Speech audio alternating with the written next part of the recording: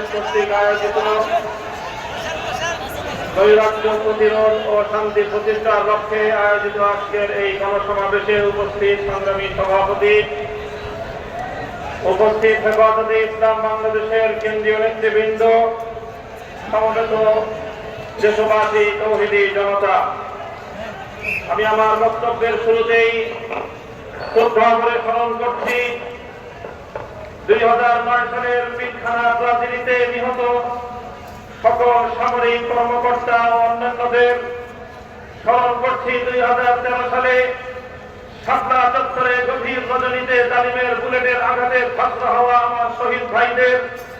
স্মরণ করছি 2014 সালের নির্বাচনের পূর্বে জালিমের নির্যাতনে নিহত সকল বিরোধী মতের শহীদদের। স্মরণ করছি 2021 সালের মোদী বিরোধী আন্দোলনে জালিম শাহী নির্যাতনে নিহত আমার হেফাজতে ইসলামের কর্মী ভাইদের। স্মরণ করছি 2024 সালের কোটা বিরোধী ও বৈষম্য কোটা সংস্কার ও বৈষম্য বিরোধী ছাত্র গণ আন্দোলনে শাহাদাতপ্রাপ্ত 5 শতাধিক আমার সেই তরুণ ছাত্র জনতা সহ সকল শহীদদের। তাদের সকলকে শ্রদ্ধা করে স্মরণ করি এবং এই সকল হত্যাকাণ্ডের বিচার দাবি করি।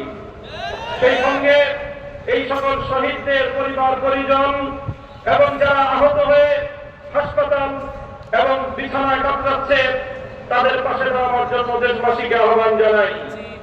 সেই সঙ্গে আমি এই সকল হত্যাকাণ্ডের সঙ্গে জড়িত বিগত ফ্যাসিবাদী জালিম সরকার এবং এই হত্যাকাণ্ডের সঙ্গে সরাসরি জড়িত প্রশাসনের সকল ব্যক্তিদের, দায়ীদের বিচার করে তাদেরকে যথোপযুক্ত শাস্তির ব্যবস্থা নিশ্চিত করা।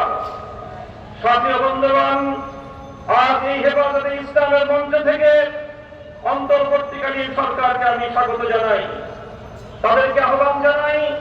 বলতে চাই, দেশ ও জনগণের পক্ষে আপনারা যে কাজ করবেন তার প্রতি আমাদের অকুণ্ঠ সমর্থন থাকবে। আমরা আশা করব দেশ, জাতি ও ইসলাম বিরোধী কোন কাজে আপনারা পদক্ষেপ নেবেন না, আপনাদের দ্বারা সেই ধরনের কোন কাজ হবে না। আমরা দেশবাসীর নিরাপত্তার প্রতি দৃষ্টি আকর্ষণ করতে চাই। সংখ্যালঘু, ইন্ডাস্ট্রিয়াল এরিয়া, বিভিন্ন মার্কেট সহ ব্যবসা বাণিজ্যের স্থান, আবাসিক এলাকা, মহাসড়ক গুলোতে আমাদের হেফাজতে ইসলামের নেতাকর্মী আলেম সমাজে দেশবাসীকে ভলেন্টিয়ারের দায়িত্ব পালন অব্যাহত রেখে দেশের শান্তি শৃঙ্খলা অব্যাহত রাখার জন্য যে কোনো ত্যাগ স্বীকার করতে আমি আহ্বান জানাই।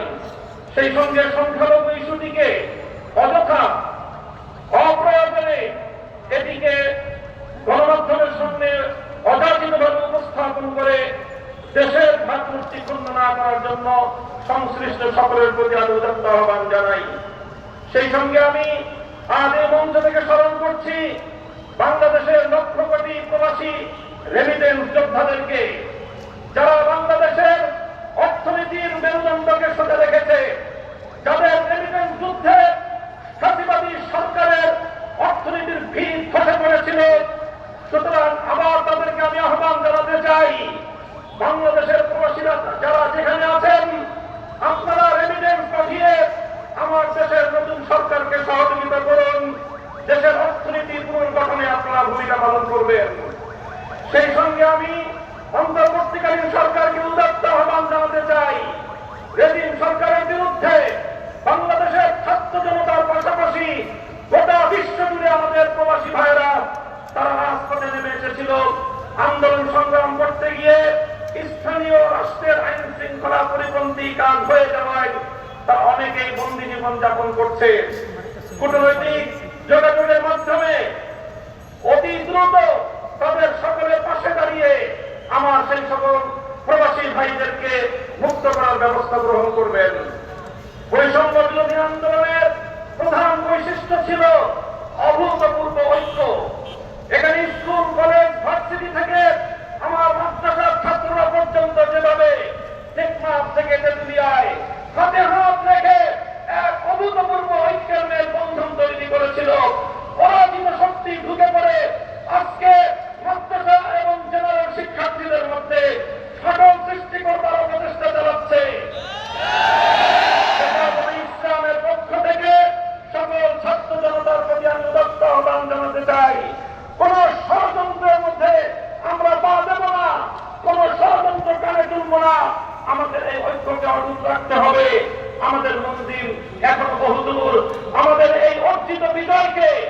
মঞ্জিলে মাকসাদে পৌঁছাতে হলে আমাদেরকে আরো বহু পথ চলতে হবে। আমি অন্তর্বর্তীকালীন সরকারকে উদাত্ত আহ্বান জানাবো, রাজনৈতিক দলগুলোর সঙ্গে সমন্বয় করে প্রয়োজনীয় রাষ্ট্র সংস্কারের কাজ সেরেই জাতীয় নির্বাচনের অঙ্গীকার জাতির সামনে আপনারা ব্যক্ত করবেন এবং সেই অঙ্গীকার পালনে আপনারা দায়িত্বপূর্ণ ভূমিকা পালন করে চলবেন। পুলিশ সহ